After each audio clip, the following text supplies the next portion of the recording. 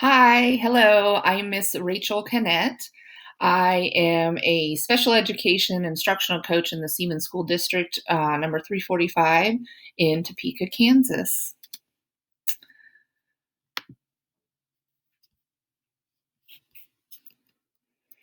So, a little about me. I was born and raised in California.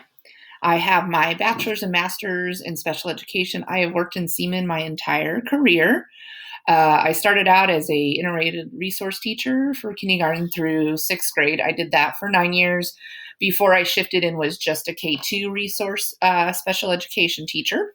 I was a behavior integration specialist for a year and have been in the same position I'm in now for the last 2 years. The first year it was titled education consulting teacher.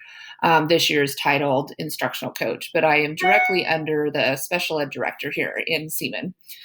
I have been, so that puts me in the district going on my 15th year.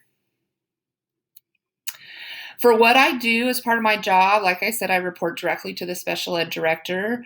I oversee all of our special education paraeducators. I am a mentor in the district. This last year, I mentored three new SPED teachers. One was in their first year, and the two were in their second year. I oversee our e-mentoring program in the district that is done through Greenbush as well. I am a trainer and a coordinator for our nonviolent crisis intervention staff to train our staff in the district. I am on the autism resource team. I'm a member of the assistive technology team and the district leadership team as well. I assist the SPED director and our MIS clerk with IEP compliance. I provide professional development. I participate in building special education professional learning communities. We have those monthly in each of our buildings, so I participate in those. I provide coaching for teachers in areas of student engagement, assessments, goal writing, peer collaboration, and I also collaborate and am part of the iCoaches team for the district. I assist with any new special education referrals as well as MTSS documentation procedures, so helping schools know when they have enough data and if they have enough data to send a student on for a special ed referral, and then what assessments to do once they're in that process. So I work a little bit with the school psychologists and the SPED teachers for that. So reflection after reading the articles, they were very interesting, and I know building finance is something that I think a lot of us probably don't realize happens for principals. But looking at the articles and having 10 things that kind of stood out to me, the first one was a quote that said, when central office dissolves resources and passes the decision-making power to the schools, they are essentially saying, here's what we would have allocated to you. You can make the decision on what best serves your school. I felt that was a good statement. Principals and even staff do know what's best for the students in their school, and then not every school is the same. The next one was site-based budgeting, where central office decentralizes this control and school principals hold the autonomy to decide how funds are allocated based on enrollment numbers and needs of their individual school. I do understand this budgeting, and it makes sense to me. Even in our district, we do have one school, actually about two schools, whose demographics are definitely more significant in the low SES. And so I feel like they would probably need funds allocated much differently than some of our schools. For instance, one of ours is a much smaller school that's more north in our district than the other. So their demographics of their students and their students' needs are very different. So I can see a principal needing to be able to look at their building and their staff's needs individually and to be able to allocate their funds in the sense that best supports their students. The next one, understanding our role in the management of finances and the implementation of a financial policy. Like I said, as a teacher, I think I often didn't know what role a school leader had in regards to finances. I've learned more in the last couple of years being in the position I'm in. I am a little higher up and kind of along the lines of dealing with some of the admin. And so my director has involved me in some of the finances and how it works. And it was pretty eye-opening. Sometimes I think as teachers, we feel principals or even admin at certain levels have the ability to let us know what we can spend or where money's going, but there are a lot of things that are still decided for them and for principals that they don't have a say in. So I think understanding what parts you have control over and what parts you don't, but also understanding your financial policy is very important. The next one, most common financial reports and differences. I just thought this was great that they showed different ways that you can be managing your finances within your building. I know when I was a teacher, being on the building leadership team, the school that I was in worked very closely with PTO, and they reported finances every month. So we always knew where money was going, how money was coming in, and how it was being spent. So I thought these financial reports were just good ways of looking at different types of reports and policies in the event that I could be in a position where the finances maybe aren't as in tune as they should be in a building. The next one, giving principals flexibility and aligning spending with school needs. So again, this is a theme of a couple of the articles, and I can truly see the belief and concept behind that. We do want some consistency within our district and between our schools, but I think even for sure in our district, our community, we know that some schools have more needs than others, or the needs are different. They may still have the same amount of needs, but where they might be going could be very different. And so I think if a building principal is able to look at their building and their students, that would be a very supportive thing from the community around that building, to know that they're looking at how they can support their students. The next one, it's time for state legislators and school district officials to recognize that principals know what's best for students by giving them greater autonomy over spending decisions. Just like we say when we want to trust that those who educate our children know what's best to support them.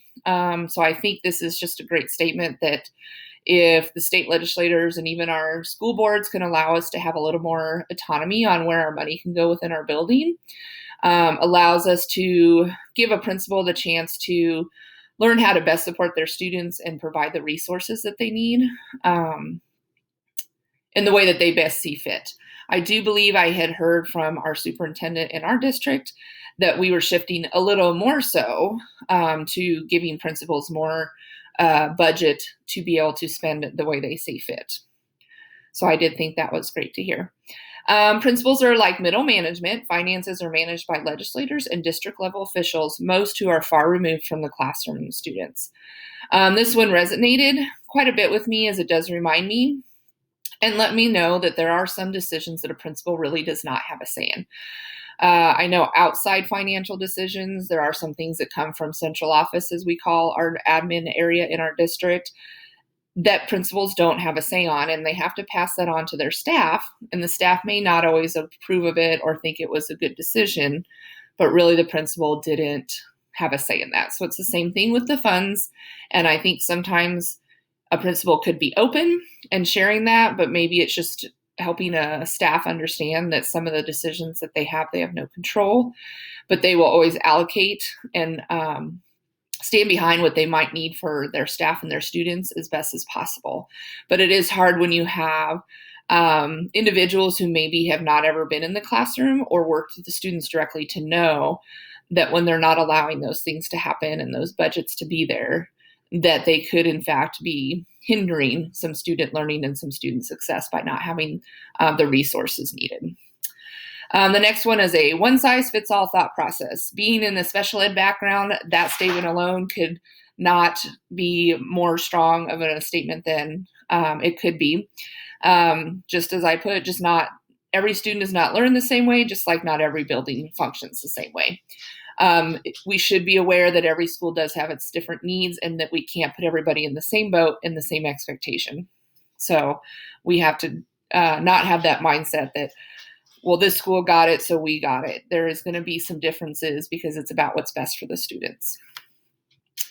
I often compare budgeting to the process of remodeling a home. So I thought this was an interesting one. So it's, in a summary, talked about you may want to make decisions on what we feel is our dream home. So just the same as a principal wants to make decisions for their dream school, not having the ability to make those financial decisions that lead to what we want or what we feel is needed for our buildings could mean that we have to work with a dream that someone else has, someone that is not in the building every day. So I can see the difficulty of a principal wanting to go a certain direction and want to have the funds to do that, to support their students and their staff, and be hindered or halted or held back by people who are not in that building, staff and individuals who do not see those students on a daily basis, and that some of those decisions are being made beyond their control. So I can see that being a bit of a concern, but I liked that analogy. The next one, there is a list of common duties in financial terms that every school leader should know. I just thought that was another good one, kind of like the financial reports. There's a lot of terms that I would just like to know that I need to know. So that section of that article had it broken down, and it really was very nice to read and have an idea of what I should know as a school leader and be expected to know. So what concerns do I have about being in charge of my school's budget as a future leader? Well, I will struggle to understand all the terminology, being sure that I really know what all those mean and that I could talk on behalf of those terms. Saying no to staff if the money is not available, but being well informed to explain the why. I come from personally where I can say no in regards to not spending money, but you're talking to staff who wants something that's, best to support their students. So just being able to be prepared that when I do need to say no, that I'm well informed as to explain the why there's a no. And then just being sure that money is dispersed in order to benefit all students, not getting carried away maybe in one direction to where it's only meeting a certain group and I forget to or don't keep in mind that I need to be sure that everybody in my building is getting some support, whether it be resources or the staff. Things you have not seen your school principal do, and why do you think this is so? So my office is still actually in a school building. So even though my position isn't a classroom teacher, I do still participate in some building things just because my office is in a school building. And then also previously I was a teacher. I do feel that recently we have a new principal that's been there a couple years, that sometimes I don't feel she is budget responsible. It appears that she's buying many things that appear unnecessary, and that could have been her way of attempting to build morale. The building I'm in has a lot of struggle with teachers not getting along and not feeling like it's a very cohesive environment.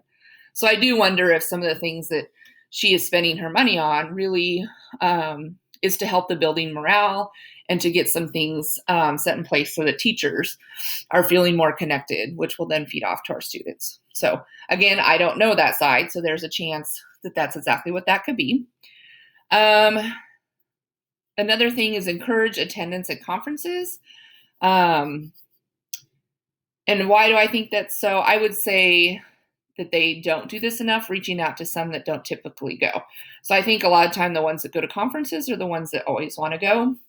And sometimes I feel like those are maybe not the ones that need to go.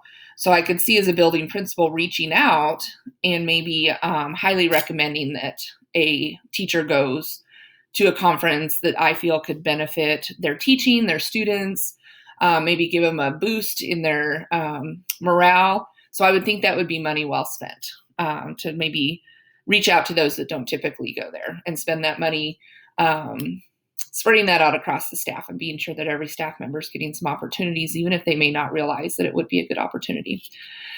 Something I think they do well, like I said previously, they do share the budget. All the school buildings in our district review this with their PTO and their site councils on a monthly basis. So parents are very in the know, at least the PTO parents, who would then also share that, where the money is going in the building. So the money that our principals do have to spend is shared with our PTO and with staff on where it goes. If you attend the meetings, I know outside those meetings, staff probably aren't as clear about where money may go or even how much money we have, but the budget is reviewed. And they often will talk about ways to raise money if they don't have something, but they want something. So our buildings have some very good conversations on that. And I do feel that is a positive that our building principals do have. And I've been to some of those meetings, and it is nice to see where exactly money's going, and when we have fundraisers, how that money is allocated. So here are my references. They are the ones from the articles. I did enjoy reading the articles and introducing myself, and I look forward to working through some of the other modules. All right, thank you. Nice to meet you.